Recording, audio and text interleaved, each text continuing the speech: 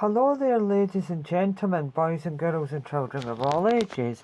Right, I'm going to speak in this segment about WWE event yesterday in a bit more detail and explain what I thought of the event, WrestlePalooza. So, overall, right, as I said in the previous video, but I'll just say it again, just in case, I just want to add this on to it, I suppose, but I've already said it, but I'll just say it again, that Brock Lesnar's match was crazy, just how short it was, and I can't believe that John Cena, because he's only got 3 months left, or 4 more dates or something, well, 4 more big event dates, I think, and then the small ones looks like SmackDown or Raw. But anyhow, can't fit my glasses over this. Anyhow, so as I was saying, I can't believe that he agreed to get absolutely destroyed. But anyway, it's his fault. He has to live with the consequences. But that match and that event yesterday, or technically today, because it came on at 12 on Saturday, but it was Sunday when it came on in Britain. But anyhow, sort of defeats the purpose here. I'm trying to go out on a bang. But he will go out on a bang on his last match. But I think his very last match will be against Randy Orton, because that was his biggest and most recognisable feud. So he should. But on AEW, Edge, he done a tribute to John Cena by doing his 5 knuckle shovel, You Can't See Me, and then done the AA or the FU for the older fans. So FU, attitude adjustment, in the AA. But I think back in the days, just before he became what he is now, he picked up Rikishi and he was trying to do the F5, but it was too heavy, so he just pushed him over, and that became the attitude adjustment. Because he was trying to mock Brock Lesnar. That's just when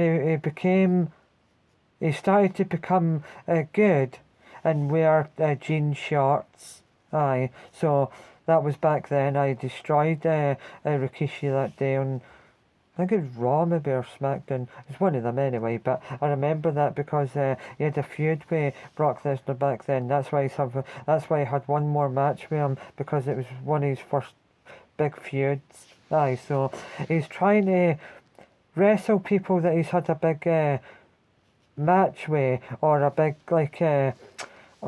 influence with, like that of known for fighting him back in the days. That's why I think he's going to finish off by playing Randy Orton.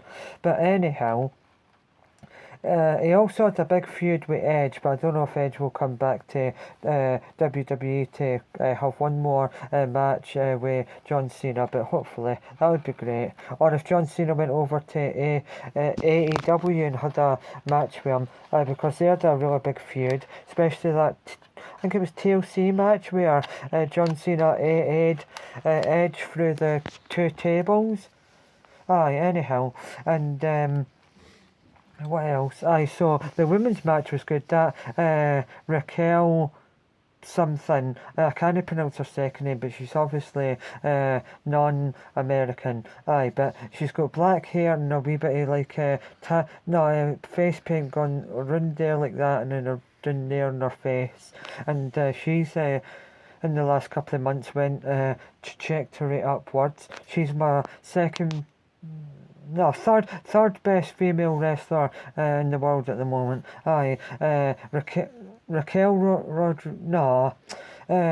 Rhea Ripley, then Raquel Rodriguez, and then her. She's got a good entrance and a good aura about her, and love the impact of her jet black hair.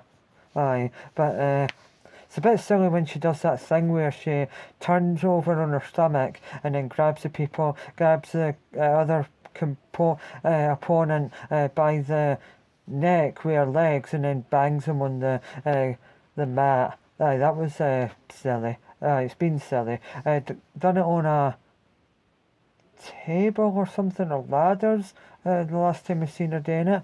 Anyhow, so she done it on top of something anyway, definitely, not that long ago. And she won the women's title, and aye, but Leo Sky has been one of the best female wrestlers. Love that bit when she does a flip up like Shawn Michaels flip when she's lying on the ground, and then she does that thing where she goes like that, both hands to her head. Aye, she's skyrocketed in the last year as well. So, aye, the women wrestlers are definitely the best thing about WWE in the last like 5 or 6 years. Well, no, in fact, maybe 9 or 10 years. Anyhow, she. Oh God, what else was I going to say there? Aye, that was it. About oh God, I can't remember what they are. Right, aye. The tag match was not too bad. The Usos versus Bronson Reed and Braun Breaker. That was good. Aye, especially when Braun Breaker put the Usos through the table. So glad that the Usos didn't win that match, because I can't stand them. I can sit them though, but anyhow, also as well, the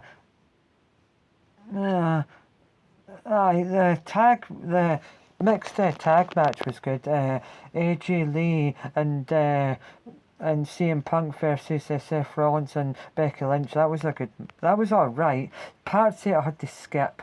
I mean, it was on for 3 hours, and overall, I probably from start to finish skipped about 20 minutes there. If you add all the bits where the entrances were happening, the bits where they were getting introduced on in the ring, and then the adverts in between.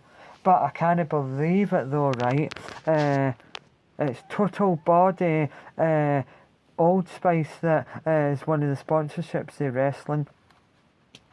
Quite expensive for that version of Old Spice though, but I love Old Spice. I used Old Spice Rockstar Roll-On deodorant, the spray, because I sprayed up in there and walked into it, because I didn't really cut into my arms, or I'll come out in Marcus Rashford's. And well, because I done it once and it was sere and I had red bits. Aye, so I just used Roll-On. This isn't a paid advert, by the way, but aye. If you're out there, I would promote your products for free, either Old Spice or Brit. But anyhow, that's neither here nor there, because this is not anything like that. Wait there. So, I just needed to take a wee bit of a breather there, take off the mask for a minute and have a drink. So, anyhow, as I was saying, overall, so glad I didn't stay up for it. But I would have if my cousin didn't change his mind. If he wanted to stay up for it, I would have, but I still would have enjoyed it because spending time with him and his girlfriend, but I wouldn't have enjoyed the event overall. But that's not the main reason I stay up for. So I really do not know how Rey Mysterio or I can't even pronounce his name now. Glenn Jacob, that's it. That wear masks while wrestling. I've only had this on for 9.5 minutes, and Rey Mysterio's matches can last anywhere between 15 minutes and half an hour, and it's crazy because I had to just stop there for a minute because that part of my forehead was a bit itchy, and now and again, like inside it's got about that thick, like just sponges, like you would use for painting on it to stop the mask from rubbing against your face. Obviously, this isn't anywhere near as good as Rey Mysterio's mask or Kane's mask. Shout out to they two and Mankind or any other wrestler. Well, in fact, all the luchadors, especially the wrestling company AAA. I shout out to them because I do not know how anyone can wear a mask, especially jumping a bit and fighting and all that.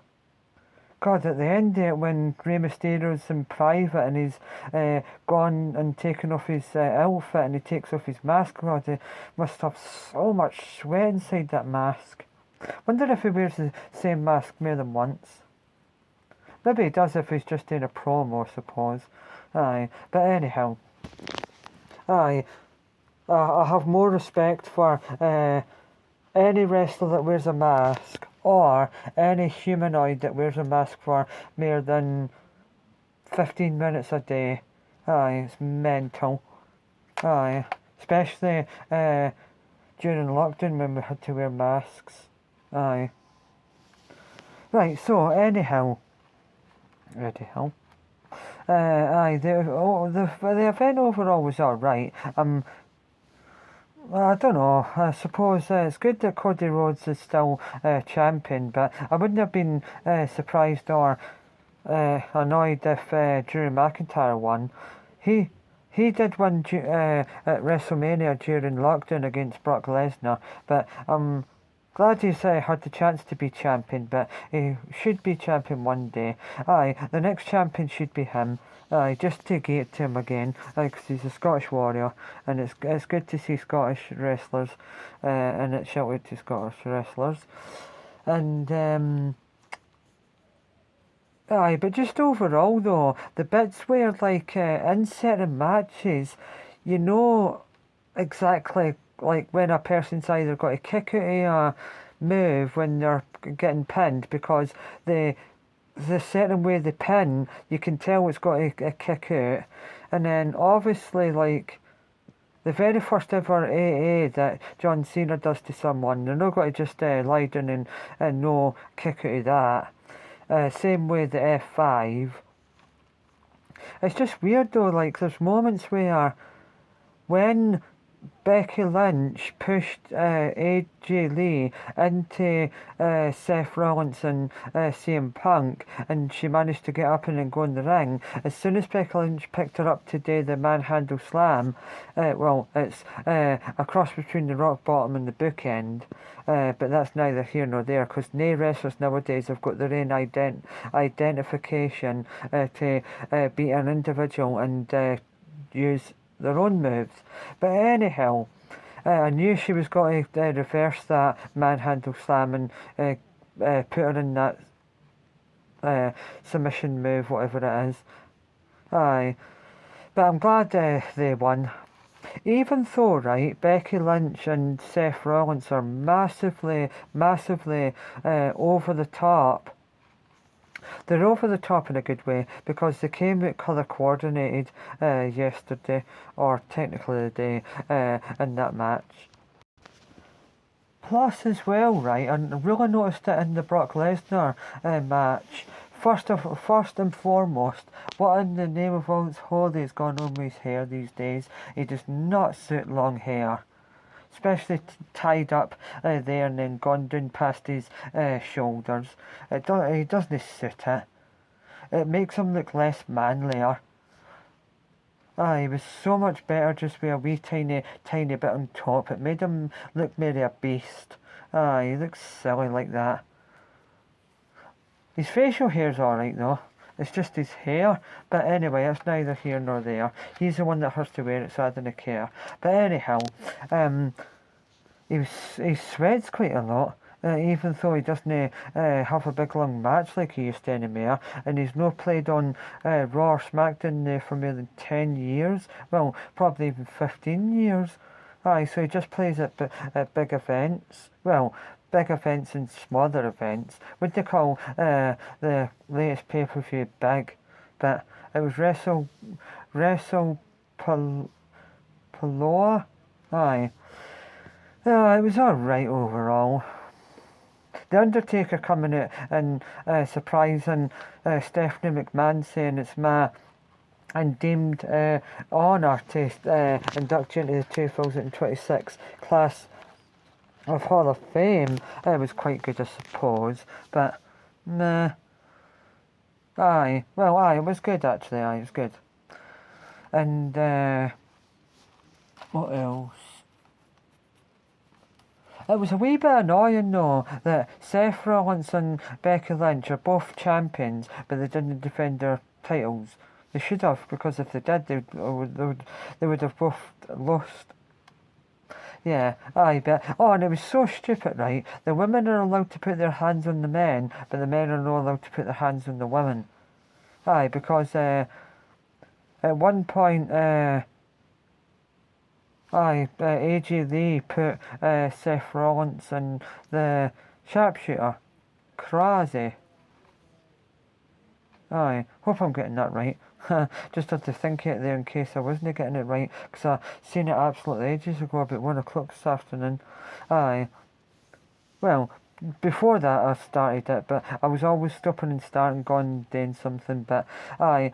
3 hours overall the programme, and I must have skipped at least 20 minutes here. Aye, like the bits in between the matches, the entrances bits. Some of them I watched. Like, I like Seth Rollins and Becky Lynch was a good entrance. And Cody Rhodes is always a good entrance, because his music's the best in the world at the moment, and one of my all-time favourite theme songs.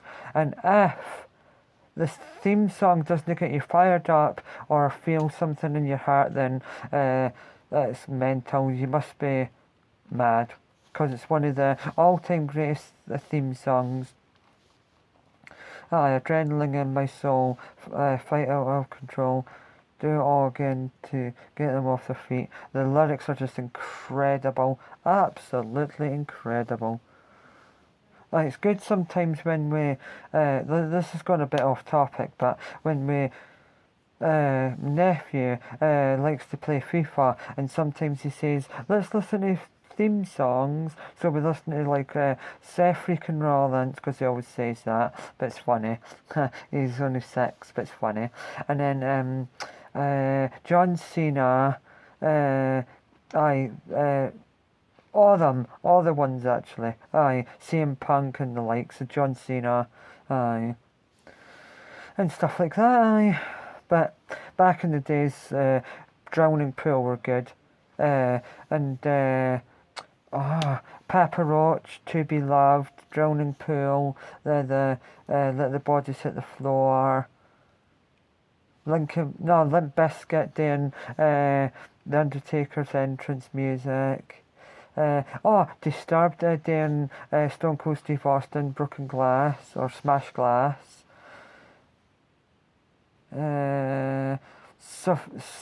Saliva doing one for, I think it was Chris Jericho once, and then they done another one, and I'm sure they did Legs for Stacey Keebler. That was someone else, but that's a really memorable song.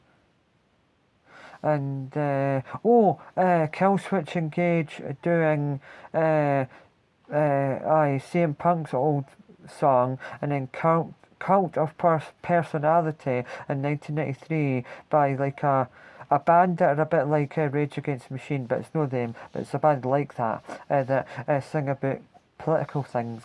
But anyhow, because all the political things are in the lyrics. It's a good song though. But anyway, just so many good theme songs. Definitely I like Seth Rollins' old one and new one, Cody Rhodes, that one, Undertaker, Kane, Mankind, who else? Come on, think.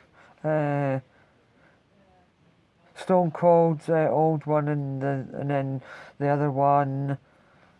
Just so many memorable ones actually, and theme songs for like the event that was happening and that. Aye, so it's overall though, wrestling for me, just for my opinion, I still like watching it, because the females have got so much better, and some of the storylines can be interesting, but individual matches sometimes are a bit meh. But anyhow, as I was saying, that aye, wrestling for me, especially WWE, was starting to decline and decline about 2009. So I would say 1996 to 2009 was the prime of wrestling, especially the Attitude Era. But when you look back on it, the what do you call it? The ruthless aggression era was good. Nowhere near as good as the Attitude Era, but then when you really look upon it, I mean, in Florida Championship Wrestling, which then became NXT, that year, 2001, 2002, John Cena, Brock Lesnar, Shelton Benjamin, Batista and Randy Orton, all they five came through Florida Championship Wrestling all at that time together. And it was weird. Brock Lesnar used to team up with Shelton Benjamin, and they used to do a shooting star press for the top rope by Brock Lesnar in 2001 and 2. And it's really weird when you type in 5 things you didn't know about WWE 5 things you didn't know, or 5 things, and then it comes up like wrestlers that are in WWE now or were, but had a dark match and then went away for a couple of years and then came back. Like for instance, oh God, what's his name? Daniel Bryan had a dark match years ago. Dean Ambrose with long hair, and then once with purple hair, which was strange. And Samoa Joe, he had a dark match when he had short blonde hair, and then so forth. Wrestlers that are coming up or young, and then had a dark match, didn't get signed to a developmental or like to a brand, and then left for about 5 or 6 years, went to a different company, made their name there, and then came, because even, oh God, what's his name? AJ Styles had a dark match, on Velocity or something, or Heat or whatever it was, but he was in 2 matches in WCW just before it folded, and then when TNA started, Total Non-Stop Action, and now Impact Wrestling, when that came, when that was in its prime, they had Christopher Daniels, AJ Styles, they had Kurt Angle, and all that. They had a couple of good, really good tag teams. They also had the Monster Abyss. He was brilliant. I think he was just like a slight, different variation of Mankind. But Kurt Angle, for some reason, probably had his best run and his longest run in TNA. He was a TNA wrestler longer than he was a WWE wrestler. Strange that. And then he came back in about 2017 to WWE and had that horrible one-off match with Baron Corbett. He's now on TikTok doing lots of cooking. He loves to cook big chunks of meat and all that, or marinate them and rub them and smoke them and stuff like that. So he's doing good on TikTok, and so is oh God, what's his name? He plays the guitar and he's got long black hair and he's a bit like Randy Savage. No, I can't remember there. He always comes out with a guitar. And he always does the elbow drop for the top rope. I can see him. Oh, he wears a vest because he's got quite good abs. Uh, and he wears really tight jeans with holes in them and a bandana. Ah, oh, Elias, that's it. Aye. What does WWE stand for? Walk with Elias. Aye, that's him. Aye, I've got a pop vinyl him, and I've got a pop vinyl Vince McMahon, but for legal reasons we're only going to him. And of course someone else, but I can't remember who it is. And but I should maybe get one or two more WWE. Oh, it'd be amazing to get Kane and Mankind. Aye, like in a 2-pack when they used to be a tag team together. And Paul Bear, oh, that'd be quality. A 3-pack. Aye, Paul Bear and Kane and Mankind. Oh, that'd be awesome.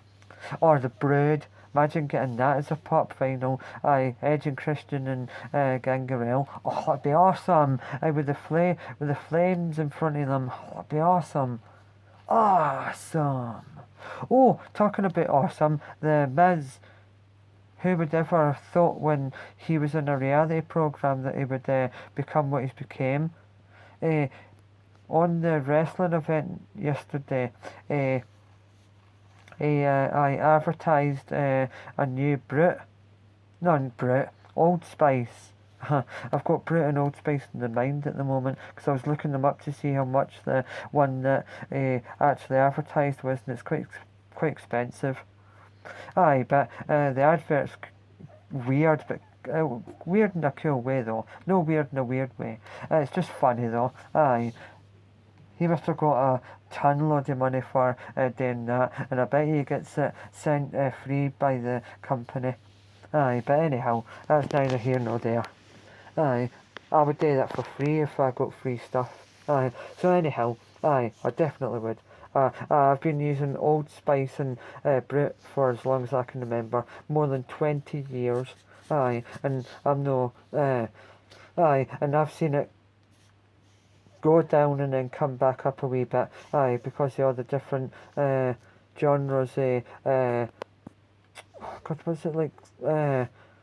What do you call them? Variations, we'll say. Aye, like Night Panther, Rockstar. Right. I would imagine, no, especially Rey Mysterio, right? Because he's probably wore the mask a lot longer than anyone else that wrestles with a mask. Definitely more than 25 years, because he started in the 90s. Anyhow, aye, when he takes his mask off, if he's had it on for a very, very, very long time, he must still feel it on his face. Wonder if he has to. Aye, if you wear something for too long, would you not get irritations? Aye, I don't know. Anyhow, luchadors are, specialise in wearing masks, so you would get to used to it, I suppose. Anyhow, I think that's about it, really. The event was alright. Really glad overall that I didn't actually stay up and watch it. But, what time is it now? God, 9 o'clock on Sunday the 21st September 2025. But what I regret, I'll just finish off saying this, because it's part of my video, so I'll say it, that I regret not, it's been it's been 5 weeks now since I've not shaved my facial hair because I'm doing the challenge not shaving my facial hair until Everton win 5 games in a row. And throughout that 5 weeks, I regret, and I can't believe I didn't do it, but every single day I should have took a picture of myself, and then today I should have posted the picture video so you could have flicked through and seen the variations of how much my facial hair's changed in that time. Baba. Oh my god. Aye, very, very irritating at times wearing a mask. Do not know how Mankind, Kane, Rey Mysterio, and Slipknot, the heavy metal band, can do it. Especially, like, well, no, Rey Mysterio and Slipknot, because they've been doing it for more than 25 years. Aye, because Slipknot's debut album came out in 1999, and Rey Mysterio's probably been wrestling since about 1994, probably even longer than that. He did go through a period in WCW where he lost to Kevin Nash, and Kevin Nash on Monday Night Nitro, and the stipulation was he had to lose his mask. But that did give him another edge to his overall character. Can't believe how small he was compared to Kevin Nash and the Big Show. Aye. And the Great Khali. Oh, I think that's an insult to the WWE Hall of Fame that the Great Khali's in it. Aye, because he shouldn't be. And Donald Trump shouldn't be in it. Arnold Schwarzenegger shouldn't be in it. Mr. T shouldn't be in it. It's disgraceful. And Triple H, Stone Cold, should have got in it a lot longer than they actually did. I think Triple H was last year, the year before, but he should have been in it about 6 years ago. The same with Kane's in it, but he should have been in it at least 10 years ago. So should have The Undertaker. I mean, they're in it, but I'm just saying that it took them a very long time because they were eventually going to get in it, so they should have just got in it anyway. Mankind's in it as well. Triple H is in it twice because of DX. I think China's in it twice because of DX in China. R.I.P. It's a weird statistic that wrestlers die younger than everyday normal people. I was going to say a lot sooner than the rock stars, but rock stars die quite young because it's a 26 group that 26 people. Well, musicians at 26. I think it's Janis Joplin, and Amy Winehouse, and Kurt Cobain, and then I can't remember. Oh, the guy the Doors, Jim Morrison. Aye. Oh, speaking of Jim Morrison, aye, the guy the tag team. Oh God, they used to always come out and there would be a red carpet and they would be taking pictures of them. He was in Jimmy and Jay Security.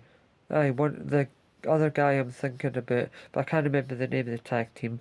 And they were good. Oh God, what's the name? But Jim Morrison, the guy that was obviously based on Jim Morrison the Doors. He was a real good technical wrestler. He never hit the heights. He was good with The Miz when he tagged up with The Miz. Loved that entrance with The Miz. Him and The Miz.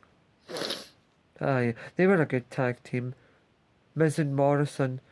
Or Damon Mizdow. Oh, that was great when The Miz tagged up with him. And Damon Sandow, I would constantly copy what The Miz done. Oh, he was brilliant. He got so much bigger and well, no bigger, but the crowd liked him more than The Miz. Oh, and then The Miz show, and Jericho show, Chris Jericho and The Big Show. But it was going to be Chris Jericho and Edge, but Edge had a knee injury and it took him out for about 3 or 4 months, so The Big Show took over that tag team. The Big Show's had loads and loads of tag team partners. The Miz, Chris Jericho, The Undertaker, Kane, and then Kane's version without the mask. He's teamed up with Rey Mysterio, I think, but I don't know if he's ever held a tag team title with him. Oh, he might have held the tag team title with maybe Mankind, I'm not sure, but I think I remember seeing them. Aye, yeah, aye, but Mankind and The Rock, they were good. Everyone always remembers them even though they weren't there that long together. DX, Evolution, and DX, Evolution, and the Shield are the best. Definitely. And the Nation of Domination were good. LOD were good. The Hardy Boys, Edge and Christian, and the Dudley Boys. Who else were really good? The Wyatt family were really good, but they didn't go anywhere really. They had the tag team titles a few times. Bray Wyatt, R.I.P. And the other one, the black-haired one, that always wore the blue jeans and the white vest. Still can't believe the two are gone. Right, anyway, I'll finish it now because that's been a ridiculous amount of time. Nearly 37 minutes. I think when I first started talking, it was... I don't know what time it was. It was 36 minutes ago anyway. So that was about 25 to 9, and now it's 8 minutes past 9. But anyhow, I mainly watch it these days just because A, my nephew really likes it, and when he's here, it's on Netflix or YouTube. And I like playing with the figurines because it's nostalgic, and I tell him about some of the wrestlers that I like in the Attitude Era, but blur out some of the really things. And what else? I like watching. I've got loads of DVDs. I've got like about 2 or 3 WrestleMania DVDs. I've got one about Hulk Hogan, one about Mankind, one about the Dudley Boys, one about the Hell in a Cell matches. Oh, there's other ones as well, but I've gave one or two to one of my cousins. Didn't mean the former Rangers player cousin.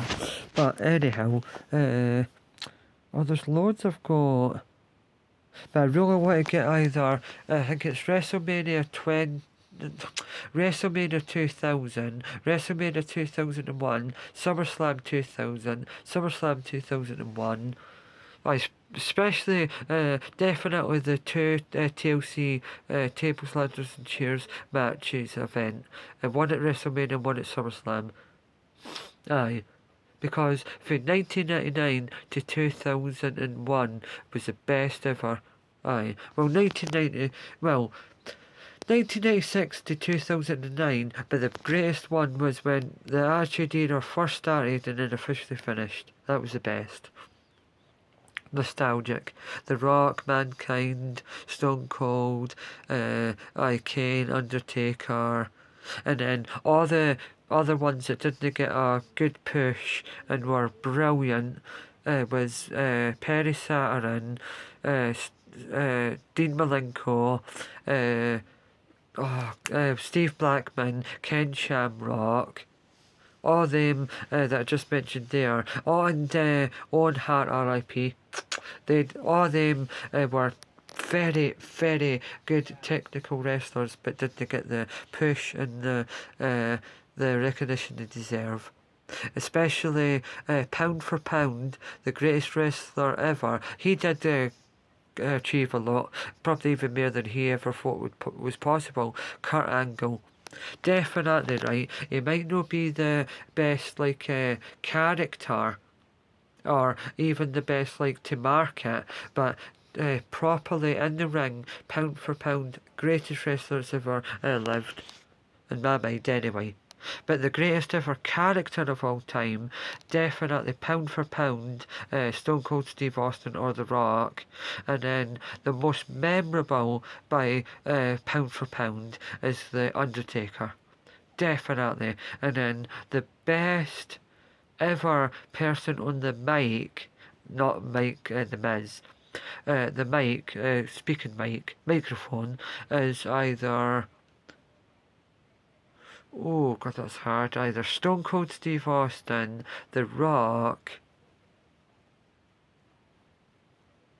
Nowadays it's CM Punk and The Miz in the last like 15 years, or 19 years. Who else would I put? Oh, aye, and nowadays as well, it's Paul Heyman. Aye, he's got a good gift for gab. Oh, and nowadays as well, it's John Cena. And I'll just finish by saying, pound for pound, John Cena, he isn't the best character. Well, no, in fact, he's one of the best characters, but he's not one of the best technical wrestlers.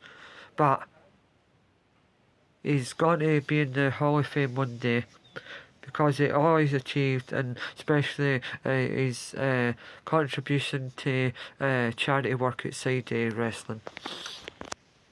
Aye, definitely. He knows how to hold a crowd in the palm of his hand and play with them and make them go like that. Aye, so he's good at riling up a crowd. Definitely, but I preferred him when he was a bad guy, when he used to do the Doctor of Thugonomics. I didn't like him as a good guy.